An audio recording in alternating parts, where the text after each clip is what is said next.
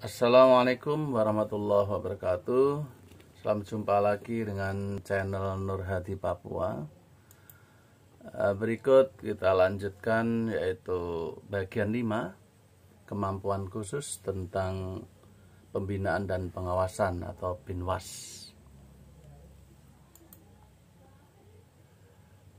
Namun sebelumnya ada pertanyaan tentang standar kompetensi, karena kemarin kita sampaikan pada bagian sebelumnya bahwa standar kompetensi akan diterbitkan oleh instansi pembina, yaitu Inspektorat Jenderal Kementerian Dalam Negeri untuk PPOPD. Berhubung belum ada, maka apakah Permendagri 22 tahun 2013 masih berlaku? Sesuai dengan pasal 59 di Permenpan 36, pada saat peraturan menteri ini mulai berlaku, semua peraturan perundang-undangan yang merupakan peraturan pelaksanaan dari Permenpan yang lama, yaitu nomor 15 tahun 2009 tentang CF PPOPD juga, dinyatakan masih tetap berlaku. Nah, ini dinyatakan masih tetap berlaku sepanjang tidak bertentangan. Yang tidak bertentangan dengan Permenpan 36 ya, tidak bertentangan dan belum diganti berdasarkan peraturan menteri ini. Jadi masih menggunakan yaitu Permendagri 22 2013 selama belum diterbitkan standar kompetensi yang baru sesuai Permenpan 36 ya. Ada waktu 2 tahun instansi pembina untuk menerbitkan standar kompetensi sebagai jabaran dari Permenpan 36. Kalau tahun 2020 berarti terakhir tahun 2022. Jadi tahun depan, tahun 2022, insya Allah sudah diterbitkan oleh Ijen Kemendagri, karena ini yang batas akhir gitu. Baik, kita lanjut tentang Binwas ya, pembinaan dan pengawasan. Ini pun karena terlalu panjang, nah ini sebagai pembekalan untuk adik-adik atau kakak yang calon CPNS PPOPD, maka ini yang singkat-singkat saja ya. Apa itu pengertiannya, dasar hukumnya, pelaksanaannya Binwas di daerah, baik di provinsi, kabupaten, kota bagaimana, dan objek atau sasaran pembinaan umum dan pembinaan teknis, apa cara melakukan pembinaan umum dan pembinaan teknis, bentuk pembinaan umum dan pembinaan teknis. Nah, kurang lebih seperti ini yang kira-kira ilmu awal untuk bisa dipakai untuk tes. Baik, kita lanjut tentang pengertian Binwas. Ini ada di ketentuan umum ya, PP 12 2017, tolong diunduh. Di pasal 1, pembinaan penyelenggaraan pemerintahan daerah adalah usaha. Jadi pembinaan itu usaha, tindakan, kegiatan. Usaha, tindakan, kegiatan yang ditujukan untuk mewujudkan tercapainya tujuan penyelenggaraan pemerintahan daerah dalam kerangka NKRI. Jadi pembinaan penyelenggaraan pemerintahan daerah itu usaha, sebuah usaha, tindakan, dan kegiatan. Ditujukan untuk apa? Mewujudkan tercapainya tujuan penyelenggaraan pemerintahan daerah dalam kerangka NKRI. Sedangkan pengawasan, kalau tadi pembinaan usaha, tindakan, kegiatan ditujukan untuk mewujudkan tercapainya tujuan. Kalau pengawasan, nah, itu usaha sama tindakan dan kegiatan, usaha, tindakan, dan kegiatan yang ditujukan untuk menjamin, jadi lebih ke quality assurance ya, jadi jaminan mutu. Jadi pengawasan itu usaha, tindakan, kegiatan yang ditujukan untuk menjamin penyelenggaraan pemerintahan berjalan efisien, efektif sesuai dengan ketentuan peraturan perundangan. Jadi diingat-ingat ini kalau keluar tes, pembinaan itu usaha, tindakan, kegiatan juga untuk mewujudkan tercapainya tujuan. Sedangkan pengawasan itu adalah usaha, tindakan, kegiatan ditujukan untuk apa? Menjamin penyelenggaraan pemerintahan daerah berjalan efektif, efisien sesuai ketentuan peraturan perundangan. Jadi dua hal ini tolong dipahami baik-baik. Sekarang pembinaan dan pengawasan dalam pasal 373 dasar hukumnya ya, Ini Undang-Undang 23 2014 ya. Di pasal 373 ini adalah tentang pembinaan dan pengawasan. Ini menurut Undang-Undang 23 ya. Dan seterusnya kayak nggak nanti jabarannya di PP 12 ini jabarannya. Nah, siapa yang melaksanakan pembinaan dan pengawasan di provinsi dan kabupaten kota?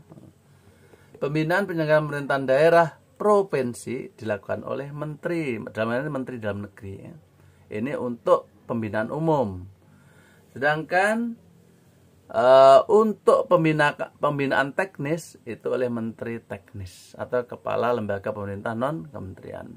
Jadi kementerian lembaga. Kementerian teknis ya dan lembaga. Ini untuk pembinaan teknis. Misalnya capaian SPM, NSPK dan sebagainya itu. Nah, itu kementerian teknis. Mungkin di bidang kesehatan berarti ya Kementerian Kesehatan. Nah, di bidang pendidikan berarti Mendikbud dan seterusnya, kementerian teknis. Sementara untuk pembinaan umum oleh Menteri Dalam Negeri, yang disebut menteri dalam peraturan Menteri Dalam Negeri. Baik, ini untuk provinsi. Untuk provinsi dilakukan oleh menteri langsung, baik pembinaan umum oleh Menteri Dalam Negeri, untuk pembinaan teknis Menteri Teknis dan Kepala Lembaga Pemerintahan non kementerian. Sedangkan pembinaan pengawasan di kabupaten kota itu dilaksanakan oleh gubernur. Kenapa gubernur? Karena gubernur adalah wakil pemerintah pusat. Nah,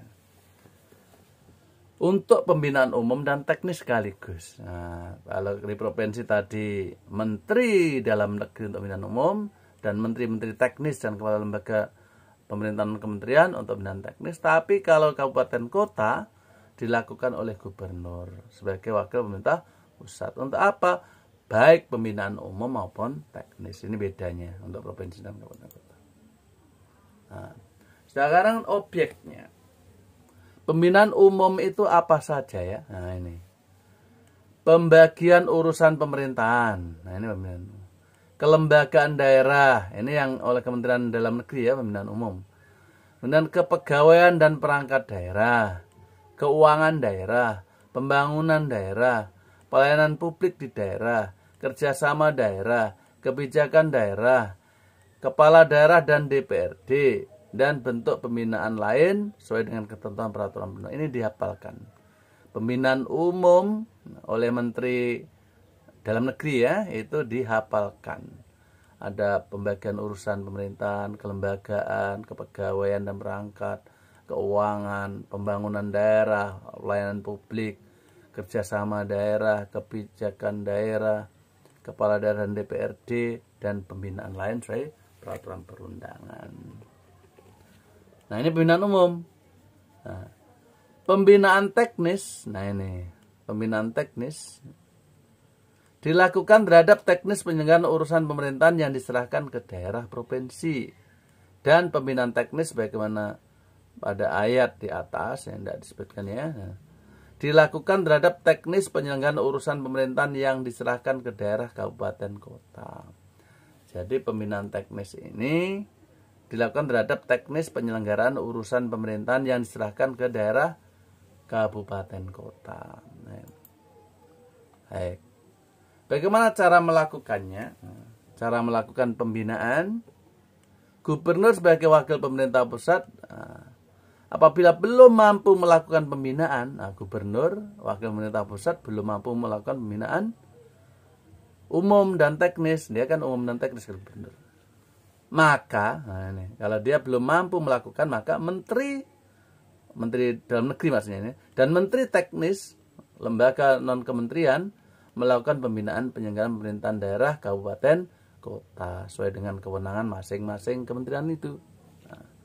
Berkoordinasi dengan gubernur. Nah, itu kalau gubernur belum mampu melakukan pembinaan umum dan teknis, maka menteri dalam negeri tadi umum berarti ya, dan menteri teknis untuk pembinaan teknis itu melakukan pembinaan penyelenggaraan pemerintahan daerah kabupaten kota sesuai dengan kewenangan masing-masing, berkoordinasi dengan gubernur sebagai wakil pemerintah pusat. Itu kalau menteri belum mampu melakukan. Kalau gubernur belum mampu melakukan. Apabila gubernur sebagai wakil pemerintah pusat tidak melakukan, kalau tadi belum mampu, ini tidak melakukan pembinaan umum dan teknis, maka menteri dalam negeri dan menteri teknis, kepala lembaga pemerintahan kementerian, melakukan pembinaan penyelenggaraan pemerintahan daerah, kabupaten, kota sesuai dengan kewenangan masing-masing. Nah, apabila gubernur lalai tidak melakukan, maka langsung diambil alih menteri dalam negeri kalau pembinaan umum, menteri teknis kalau pembinaan teknis langsung. Tapi kalau gubernur belum mampu tadi, maka menteri-menteri tadi melakukan tapi koordinasi dengan gubernur. Nah, ini bedanya kalau belum mampu dan tidak melakukan. Dalam hal melaksanakan kewenangan pembinaan umum, terdapat keterkaitan dengan kewenangan pembinaan teknis. Nah, ini apabila melakukan kewenangan pembinaan umum, ini gubernur ya, terdapat keterkaitan dengan kewenangan pembinaan teknis, maka menteri dalam negeri mengadakan koordinasi dengan menteri teknis. Jadi dalam melakukan pembinaan pengawasan, kadang menteri dalam negeri sebagai pembina umum, misalnya ada hal terkait dengan kewenangan kementerian teknis, maka menteri dalam negeri koordinasi dengan kementerian teknis atau non kementerian, lembaga non kementerian. Itu tadi cara melakukan. Sekarang bentuk-bentuk pembinaan umum dan pembinaan teknis. Bentuknya apa? Fasilitasi, konsultasi, pendidikan dan pelatihan, dan litbang, penelitian dan pengembangan. Nah, kalau fasilitasi nanti, ini bentuk-bentuk pembinaan umum dan teknis ya. Fasilitasi bentuknya nanti sarana prasarana. Nah, jadi kementerian ataupun gubernur kalau nanti di kabupaten kota itu memberikan fasilitasi, yaitu berupa sarana prasarana untuk pelaksanaan penyelenggaraan urusan pemerintahan konkuren di daerah, baik provinsi atau kabupaten kota tadi, sesuai dengan tingkatannya tadi. Ini fasilitasi, bentuknya sarana prasarana. Ini dihafalin baik-baik kan sering keluar ini fasilitasi. Konsultasi, maksudnya semuanya ini ya. Konsultasi nanti hasilnya berupa perbaikan kebijakan daerah. Jadi kalau gubernur konsultasi kepada kementerian, kalau dalam negeri pembinaan umum, kalau pembinaan teknis, maka konsultasi nanti hasilnya berupa perbaikan kebijakan daerah. Demikian juga kalau bupati, wali kota, dia konsultasi kepada gubernur sebagai wakil pemerintah pusat. Dan diklat, pendidikan pelatihan, itu hasilnya berupa kompetensi penyelenggaraan urusan pemerintahan konkuren di daerah. Jadi kompetensinya meningkat kalau di diklat. Ini bentuk-bentuk pembinaannya. Nah, kalau penelitian dan pengembangan itu baik berupa pengkajian, penerapan, rekayasa, pengoperasian. Ini demi kualitas kebijakan juga. Ataupun program. Nah, ini demi peningkatan kualitas kebijakan maupun program yang biasanya berupa inovasi daerah yang diupayakan. Jadi adik-adik sekalian, dari bentuk-bentuk pembinaan umum dan pembinaan teknisnya berupa fasilitasi, tadi berupa apa? Sarana prasarana dapatnya. Kalau konsultasi dapatnya berupa perbaikan kebijakan daerah. Kalau diklat dapatnya berupa apa? Peningkatan kompetensi penyelenggaraan urusan pemerintahan dan seterusnya. Kalau litbang mungkin berupa pengkajian kah, penerapan kah, rekayasa kah, pengoperasian ya, dan sebagainya, itu demi peningkatan kualitas kebijakan dan program, terutama inovasi daerah. Ini bentuk-bentuk pembinaan umum dan daerah. Ingat-ingat, fasilitasi, konsultasi, diklat, litbang. Sekarang pengawasan. Pengawasan penyelenggaraan pemerintahan daerah provinsi tadi dilakukan oleh menteri dalam negeri maksudnya untuk pengawasan umum, dan menteri teknis atau kepala lembaga pemerintahan kementerian untuk pengawasan teknis. Sama tadi, masih sama. Sedangkan kabupaten kota, pengawasan kabupaten kota itu dilaksanakan oleh gubernur sebagai wakil pemerintah pusat, baik untuk pengawasan umum maupun teknis.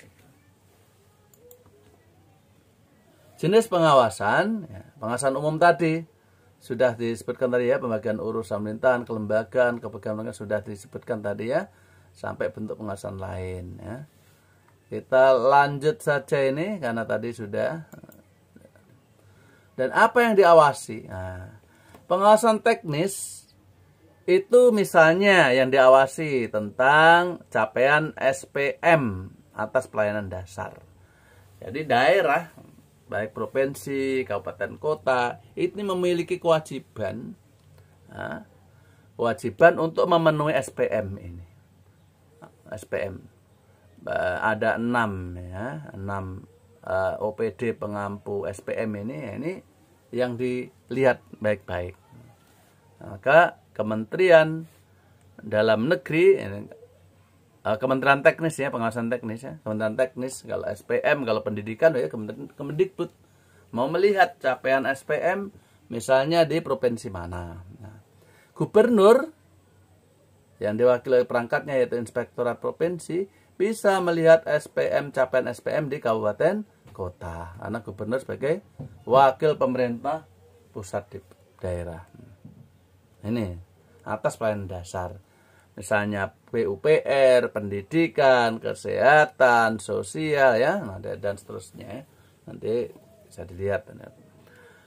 Oke, kemudian pengawasan teknis berikutnya yaitu ketaatan terhadap ketentuan peraturan perundangan, termasuk NSPK, norma, standar, prosedur, kriteria yang ditetapkan oleh pemerintah pusat untuk dilaksanakan, terutama terlaksanaan urusan pemerintahan konkuren.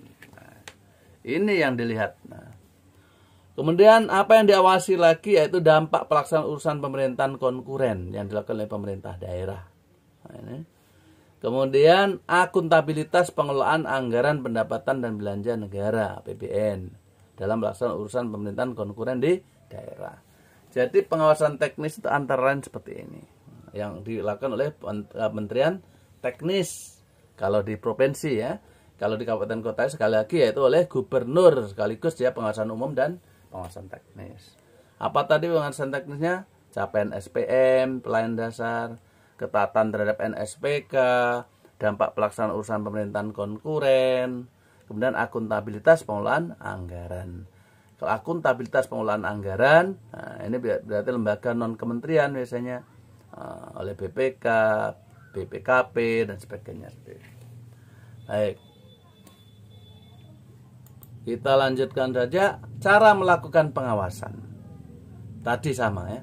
Apabila gubernur belum mampu melakukan pengawasan umum maupun teknis kepada daerah ya, maka menteri mengambil alih, atau menteri umum maupun teknis ya, mengambil alih sesuai dengan kewenangan masing-masing, koordinasi dengan gubernur.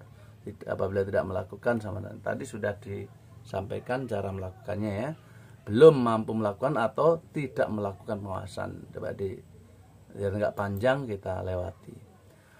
Nah, sekarang pengawasan oleh APIP. Nah, pengawasan oleh APIP. Pengawasan penyelenggaraan pemerintahan daerah yang dilakukan oleh aparat pengawas intern pemerintah APIP harus berdasarkan kompetensi yang dimiliki terkait dengan pelaksanaan pengawasan urusan pemerintahan yang menjadi kewenangan daerah. Fungsi kewenangannya sesuai dengan ketentuan peraturan perundangan. Ingat, kompetensi penting. Maka APIP itu yang dalam hal ini inspektorat kabupaten kota, inspektorat provinsi, itu maka SDM-nya melakukan yaitu pelatihan-pelatihan agar kompeten. Pengawasan penyelenggaraan pemerintahan daerah yang dilaksanakan oleh APIP harus apa? Profesional, harus independen, harus objektif, tidak tumpang tindih antar APIP, berorientasi pada perbaikan dan peringatan dini. Nah, ini early warning ya. Jadi ini pengawasan APIP, karena aparat intern pemerintah berbeda dengan eksternal seperti BPKP, seperti BPK ya. Kalau ini internal, nah, jadi membantu yaitu gubernur, membantu bupati, wali kota untuk melakukan upaya-upaya perbaikannya intern ya. Nah, maka kita ini yang di inspektorat ini harus profesional, harus independen, harus objektif, tidak tumpang tindih antar APIP. Misalnya, maksudnya ini satu objek yang sama kemudian diawasi oleh inspektorat kabupaten kota, sekaligus diawasi lagi oleh provinsi, itu namanya tumpang tindih. Jadi harus ada koordinasi ini. Kita nggak bahas ini, nanti panjang. Harus ada koordinasi. Kemudian berorientasi pada perbaikan dan peringatan dini. Nah, inilah semangat kita di APIP ini, di inspektorat PPOPD ini. Orientasi kita dalam kerja itu upaya perbaikan, early warning, jadi peringatan dini. Keberhasilan kita itu manakala pembinaan kita pada aparat, pada OPD, pada instansi yang ada di lingkungan pemerintah daerah kita ini, kalau bagus, tertib, good governance tercipta, kemudian tidak terindikasi korupsi dan sebagainya, maka itu berarti kita berhasil. Tapi manakala masih banyak temuan dari audit eksternal seperti BPK, BPKP, berarti kita masih perlu kerja keras lagi. Karena keberhasilan kita itu manakala ada perbaikan ini, perbaikan dalam internal pemerintah daerah. Nah, jadi inilah orientasi kita, ya. Jadi kalau ada sesuatu maka kasih peringatan, kasih ini disuruh perbaiki dan sebagainya, itu agar nanti di akhir tahun sudah tidak ada lagi temuan-temuan dari audit eksternal. Baik, itu sekali lagi pengawasan penyelenggaraan oleh APIP dilaksanakan dengan prinsip profesional, independen, objektif, tidak tumpang tindih antar APIP, dan orientasi pada perbaikan dan peringatan dini. Itu dihafalin baik-baik. Baik, pengawasan penyelenggaraan pemerintahan daerah oleh APIP dilakukan pada tahap kegiatan penyusunan dokumen perencanaan dan penganggaran daerah. Jadi APIP ini harus mencermati ketika daerah melakukan penyusunan dokumen perencanaan dan penganggaran. Nah, waktu menyusun KUA, PPAS, RKA, itu sudah harus dicermati baik-baik dokumen perencanaan dan penganggaran. Dan waktu pelaksanaan pembinaan penyelenggaraan pemerintahan daerah, pelaksanaan program strategis nasional daerah diawasi lagi. Apakah program strategis nasional di daerah kita ini dijalankan atau tidak oleh pemerintah daerah? Nah, kewajiban kita juga mengawasi. Nah, kemudian berakhirnya masa jabatan kepala daerah untuk evaluasi capaian rencana RPJMD-nya. Karena kepala daerah kan memiliki RPJMD 5 tahun masa jabatannya dia. Maka kita evaluasi berdasarkan RPJMD itu, capaiannya. Dan pengawasan dalam rangka tujuan tertentu. Nah, ini misalnya ada aduan dari masyarakat dan sebagainya, ataupun dari permintaan dari kepala daerah, tujuan tertentu sesuai dengan ketentuan peraturan perundangan. Ini. Baik, pembinaan pengawasan oleh kepala daerah terhadap perangkat daerah. Kepala daerah memiliki perangkat-perangkat sebagai pembantunya. Nah, maka dilaksanakan oleh gubernur untuk daerah provinsi. Nah, perangkat-perangkat daerah OPD yang ada di tingkat provinsi maka dilaksanakan oleh gubernur yang melakukan pembinaan dan pengawasan. Sedangkan di OPD di kabupaten kota oleh bupati wali kota yang melakukan pembinaan dan pengawasan. Nah, dalam melakukan pembinaan pengawasan tadi, baik gubernur maupun bupati wali kota dibantu oleh inspektorat daerah, baik inspektorat daerah provinsi untuk gubernur, kabupaten kota untuk bupati wali kota. Pembinaan pengawasan dilaksanakan dalam bentuk apa? Nah, yang dilakukan oleh inspektorat untuk membantu gubernur ataupun bupati wali kota, yaitu dalam bentuk audit, review, monitoring, evaluasi, pemantauan, BIMTEK, dan bentuk pembinaan pengawasan lainnya. Ini pembinaan dan pengawasan oleh kepala daerah yang dibantu oleh inspektorat masing-masing. Baik. Pembinaan pengawasan kepala daerah terhadap perangkat daerah meliputi pelaksanaan urusan pemerintahan yang menjadi kewenangan daerah. Pelaksanaan urusan pemerintahan. Nah, itu harus diadakan pembinaan dan pengawasan kepala daerah terhadap perangkat daerah. Nah, contohnya pelaksanaan urusan, misalnya apa ya, urusan pilihan, misalnya pariwisata. Nah, itu diawasi oleh kepala daerah tersebut. Nah, itu tentang pariwisata, diawasi baik-baik, dibantu oleh inspektorat. Makanya inspektorat itu setiap ada tugas, surat tugas itu atas nama kepala daerah. Pelaksanaan tugas pembantuan, nah ini juga diawasi juga, bersumber dari APBD. Nah, itu tugas pembantuan, itu juga kita harus awasi. Ketaatan terhadap NSPK, nah ini. Kemudian akuntabilitas pengelolaan keuangan daerah bersumber dari APBD. Ini kita harus awasi. Nah, sekarang pengawasan oleh DPRD. Kalau tadi kepala daerah terhadap perangkat daerah. Sekarang pengawasan oleh DPRD. Nah, ini pengawasan berlapis. Ini bersifat kebijakan politis ya. Pengawasan oleh DPRD ini meliputi pelaksanaan peraturan daerah karena perda itu atas persetujuan bersama antara DPRD dan kepala daerah, maka harus diawasi sama-sama. Kemudian perkada juga, peraturan kepala daerah baik gubernur maupun bupati wali kota. Jadi perda maupun perkada, nah itu maka diawasi oleh DPRD. Dan pelaksanaan peraturan perundangan yang terkait dengan penyelenggaraan pemerintahan daerah. Nah, maka DPRD juga mengawasi pelaksanaan peraturan perundangan yang ada di daerah. Nah, itu. Misalnya, apakah peraturan perundangan tentang sistem pendidikan nasional atau SPM bidang pendidikan, ini pendidikan contohnya. Ini DPRD juga harus mengawasi ini, apakah dilakukan pemerintah daerah tidak itu SPM-nya. Apakah sistem sistem pendidikan Sisdiknas dilakukan enggak?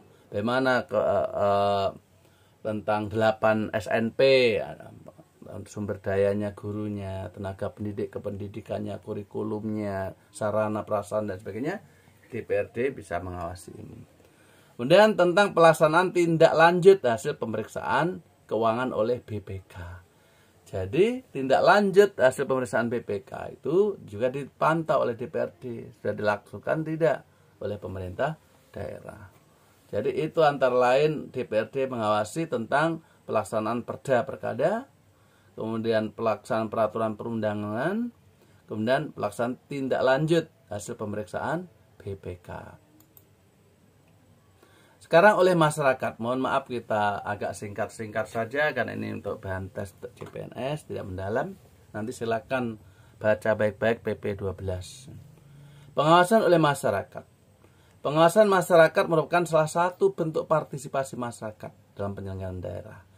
Jadi kalau ada masyarakat mengawasi, protes ataupun minta pendapat atau berupa apa itu, petisi dan sebagainya, itu justru itu menjadi sehat pemerintah daerah karena itu partisipasi mereka.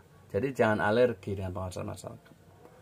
Pengawasan oleh masyarakat dapat dilakukan bisa perorangan, perwakilan kelompok pengguna pelayanan, ini kalau pelayanan publik misalnya bisa mengawasi protes ataupun minta keterangan dan sebagainya.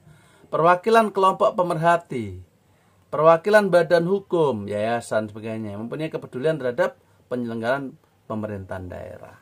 Bisa paguyuban, bisa yayasan, dan silakan. Bisa, bahkan perorangan juga bisa. Ini pengawasan oleh masyarakat. Baik, itu tadi pengawasan dilakukan ya, baik oleh kementerian, oleh gubernur, kemudian oleh APIP, kemudian oleh DPRD ya. Kemudian oleh masyarakat. Nah, kita singkat-singkat yang penting tahu. Sekarang pelaporan hasil Binwas itu seperti apa? Nah, hasil pengawasan APIP dituangkan dalam bentuk LHP, laporan hasil pengawasan. Disampaikan kepada pimpinan instansi masing-masing. Nah, itu. itu bentuknya LHP, laporan hasil pengawasan. Nah, ini sifatnya rahasia, tidak boleh buka kepada publik, tidak boleh berikan kepada publik kecuali tentukan lain sesuai dengan ketentuan peraturan perundangan. Jadi ada kode etik nanti, kode etik yang mengikat kita aparat pengawasan ini bahwa kita ini rahasia, tidak boleh dibuka publik dan seterusnya ya. Sekarang pendanaan, kita lanjut aja langsung pendanaan. Pendanaan pembinaan pengawasan penyelenggaraan pemerintahan daerah mau menjadi kewenangan pemerintah pusat itu sumbernya dari APBN, yang menjadi kewenangan pemerintah daerah bersumber dari APBD. Nah ini, jadi pendanaan Binwas untuk penyelenggaraan pemerintahan daerah yang menjadi kewenangan pemerintah pusat itu APBN, sedangkan yang menjadi kewenangan pemerintah daerah Binwas menjadi kewenangan pemerintah daerah sumber dari APBD sesuai dengan ketentuan peraturan perundangan. Nah, kurang lebih seperti itu, sudah panjang sekali setengah jam. Nah, nanti silakan perdalam sendiri, baca PP 12 tahun 2017 tentang pembinaan dan pengawasan, diperdalam lebih baik. Nah, ini sekedar untuk memberi bekal awal untuk adik-adik kita yang akan mengikuti tes CPNS PPUPD. Mudah-mudahan ada waktu luang dan sehat. Bagian berikutnya itu tentang pelayanan dasar. Mohon dimaafkan kalau ada kesalahan, dan namanya sifatnya video pasti banyak, masih ada lompat-lompat dan sebagainya. Boleh memberikan masukan dan sebagainya. Tapi ini hanya ilmu dasar untuk adik-adik kita di CPNS nanti perdalam ketika menjadi PNS, PPWD dan melakukan pembentukan ataupun penjenjangan. Demikian. Wassalamualaikum warahmatullahi wabarakatuh.